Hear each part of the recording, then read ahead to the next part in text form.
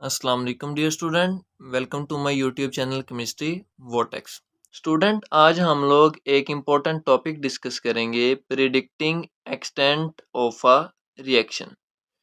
Importance of equilibrium constant का second part है ये, और चैप्टर का लास्ट टॉपिक है predicting extent of a reaction. Extent of a reaction का मतलब क्या है? एक्सटेंट ऑफ अ रिएक्शन का मतलब है कि रिएक्शन किस हद तक हो चुका है। आया कि रिएक्शन अभी स्टार्टिंग पर है, या रिएक्शन एंड पर पहुंच चुका है, या रिएक्शन दरमियान में कहीं इक्विलिब्रियम एस्टेब्लिश हो चुका है। वैल्यू ऑफ के सी की वैल्यू हमें हेल्प करती है ये फाइंड करने के लिए कि रिएक्शन किस हद तक हो चुका है। Numerical value of K C indicates to which extent reactants are converted into product. K C की वैल्यू हमें बताती है कि रिएक्शन किस हद तक हुआ है, कितने रिएक्टेंट्स कितनी प्रोडक्ट में तब्दील हो चुके हैं। उससे हम लोग अंदाज़ा लगाएंगे आया कि रिएक्शन कहाँ पर किस स्टेज पर मौजूद है इस वक्त। एक बात आपने याद रखनी है जो कि आपको नेक्स्ट टॉपिक को समझने में मदद करेगी। इक्वेशन के इस तरफ जो चीज़ें होती हैं उसको हम लोग कहते हैं रिएक्टेंट्स, और इस तरफ जो चीज़ें होती हैं उसको हम लोग कहते हैं प्रोडक्ट। केसी की वैल्यू हम लोग कैसे फाइंड करते हैं? केसी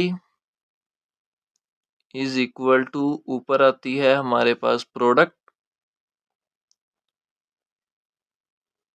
और नीचे आती है हमारे पास, नीचे रिएक्टेंट्स आते हैं हमारे पास।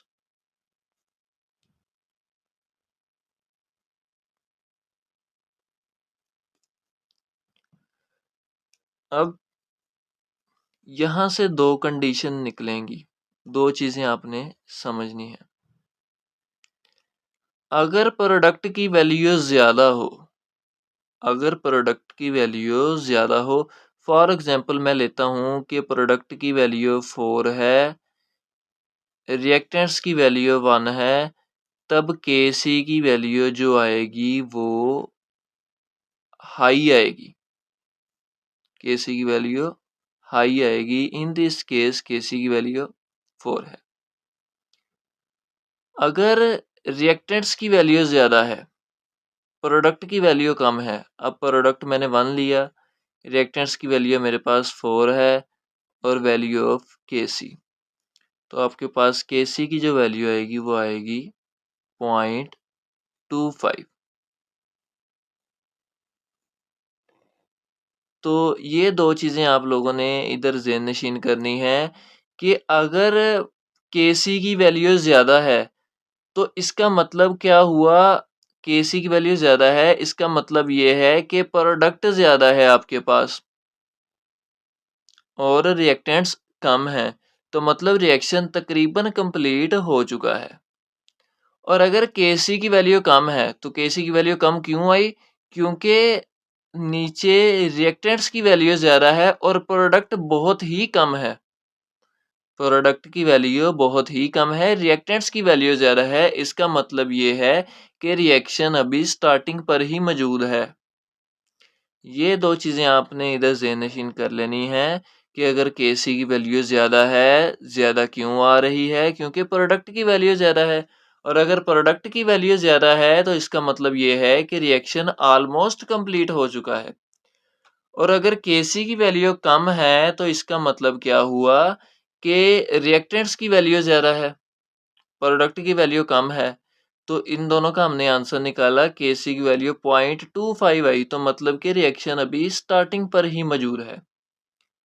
इन दोनों चीज़ों को लेकर हम लोग आगे चलते हैं।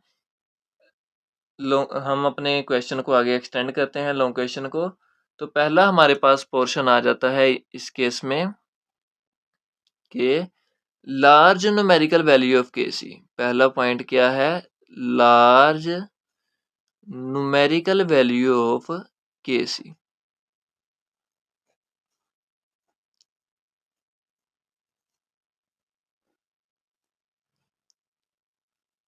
अगर के सी की वैल्यू ज़्यादा हो, तो अभी मैंने आपको बताया कि अगर के सी की वैल्यू ज़्यादा हो तो इसका मतलब क्या है कि प्रोडक्ट की अमाउंट ज़्यादा है, इसीलिए Kc की वैल्यू ज़्यादा आई है।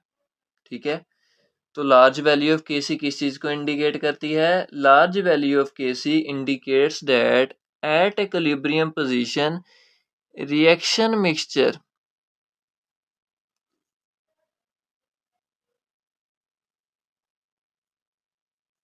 के जो रिएक्शन मिक्सचर है उसके अंदर प्रोडक्ट की अमाउंट ज़्यादा है। प्रोडक्ट की अमाउंट ज़्यादा है और जो रिएक्टेंट्स हैं उसकी अमाउंट कम है।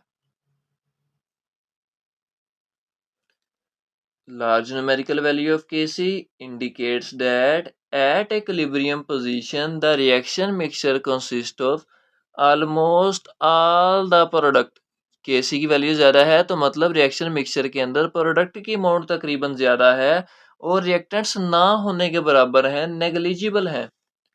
फॉर एग्जाम्पल देख लेते हैं, आपकी बुक के ऊपर उन्होंने एग्जाम्पल दी है कि कार्बन मोनोऑक्साइड प्लस ऑक्सीजन ये मिलकर क्या बना रहे हैं? Carbon dioxide. अब यहाँ पर अगर आप लोग Kc की वैल्यू को देखो तो Kc की वैल्यू क्या है? Kc is equal to 2.2 into 10⁻²²। Kc की वैल्यू है 2.2 इंटू 10⁻²²। अब प्लस की 22 की वैल्यू है तो मतलब ये वैल्यू बहुत ज़्यादा है।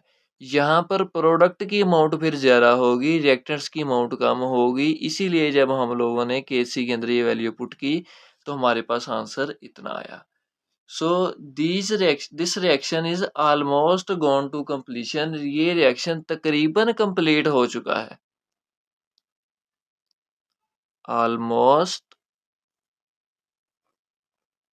Gone to completion. अगर आपको समझने में कोई भी मसला है तो आप वीडियो को दोबारा देखें, एक दो बार देखें, और अगर फिर भी कोई मसला आ रहा है तो कमेंट सेक्शन खुला होगा, कमेंट सेक्शन में आप अपना क्वेश्चन पूछ सकते हैं। तो ये है पहला point, large numerical value of Kc। अगर Kc की वैल्यू बड़ी है तो इसका मतलब क्या हुआ कि प्रोडक्ट की अमाउंट ज़्यादा है। ठीक है, अगर प्रोडक्ट की अमाउंट ज़्यादा है तो reaction almost gone to completion, reaction तकरीबन कंप्लीट हो चुका है। नेक्स्ट अगले पे चलते हैं, बी पॉइंट पर, small numerical value of Kc। Small numerical value of Kc कि अगर Kc की वैल्यू स्मॉल है, अगर इक्विलिब्रियम कांस्टेंट की वैल्यू स्मॉल है, जिस तरह यहाँ पर 0.25 थी, तो इसका मतलब क्या हुआ कि रिएक्टेंट्स की अमाउंट ज़्यादा होगी और प्रोडक्ट की अमाउंट कम होगी।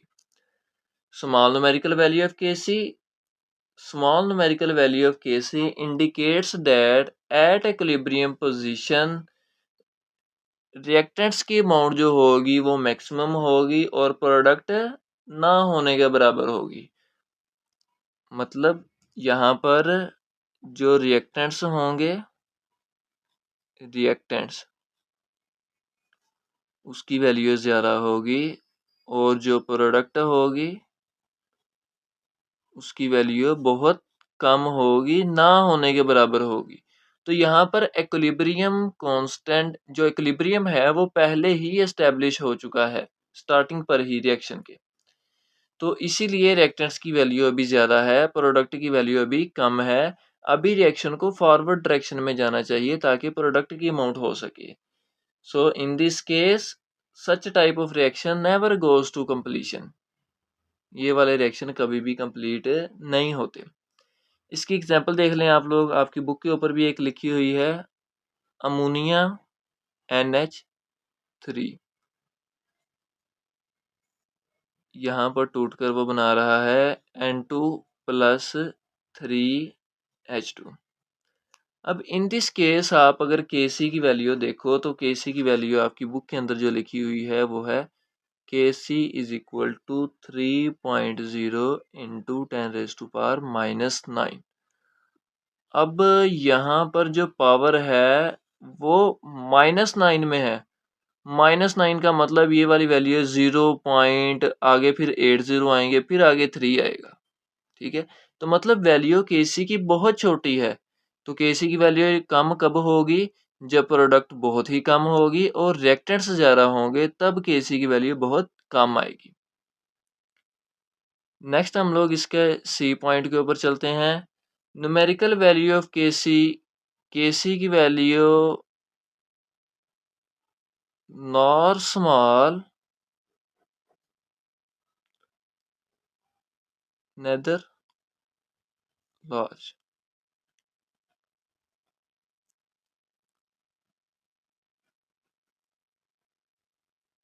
Nether small nor large. ठीक है, तो अगर Kc की वैल्यू ना छोटी है ना बड़ी है तब क्या है? अगर Kc की वैल्यू ना कम है ना ज़्यादा है, फॉर एग्जांपल आपको बताता हूँ कि मैं कहता हूँ इधर रिएक्टेंट्स थे और इधर प्रोडक्ट थी। अब क्या हुआ, प्रोडक्ट की अमाउंट भी 2 है, रिएक्टेंट्स की अमाउंट भी 2 है। मैं इसकी Kc की वैल्यू निकालता हूँ। Kc इज इक्वल टू ऊपर प्रोडक्ट आएगी 2, नीचे रिएक्टेंट्स आएंगे 2, 2 से कैंसिल, आंसर आ जाएगा 1। तो मतलब यहाँ पर वो वाली वैल्यूज आ सकती हैं जो कि 1 के आसपास हों। तो इसका मतलब क्या होगा कि तकरीबन रिएक्टेंट्स और प्रोडक्ट की अमाउंट इक्वल ही है। फॉर एग्जांपल आपकी बुक के ऊपर एक एग्जांपल दी हुई है N2O4 इक्विलिब्रियम एक्सप्रेशन के अंदर 2NO2। अब यहाँ पर Kc की वैल्यू जो है वो है Kc 0.211 है। मतलब ये वैल्यू तकरीबन इस वैल्यू के करीब ही है। 0.211 तकरीबन 1 के राउंड अबाउट इसके करीब ही है, कंपेरेबल है। तो इसका मतलब क्या हुआ, ऑलमोस्ट रिएक्टेंट्स और प्रोडक्ट की अमाउंट इक्वल है। ठीक है, इसीलिए वैल्यू 1 के करीब आ रही है। So it indicates that rate of decomposition of N2O4 and combination of NO2 to form N2O4 is almost comparable। मतलब reactants and amount of product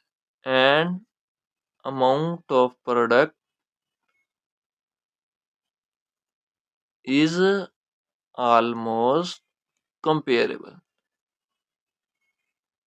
तो ये वो दोनों वैल्यूज जो हैं वो कंपेरेबल है, मतलब जितने रिएक्टेंट्स हैं ऑलमोस्ट उतनी ही प्रोडक्ट यहाँ पर बन रही है और ये वाला रिएक्शन ऑलरेडी इक्विलिब्रियम पर मौजूद है। तो स्टूडेंट, अगर आपको लेक्चर के अंदर कोई भी मसला है, आप वीडियो को दोबारा से रिवाइंड करके देखें, पीछे करके देखें। अगर फिर भी समझ नहीं आ रही तो नीचे कमेंट सेक्शन खुला होगा, आप कमेंट के अंदर अपना क्वेश्चन पूछ सकते हैं या अपनी राय दे सकते हैं। और अगर आपको वीडियो अच्छी लगी तो चैनल को लाइक करें, सब्सक्राइब करें और बेल आइकन पर क्लिक करें ताकि मेरी हर नई आने वाली वीडियो का नोटिफिकेशन आप तक पहुंच सके। आज के लिए इतना ही, मिलते हैं अपनी नेक्स्ट वीडियो में। तब तक के लिए अल्लाह हाफिज़।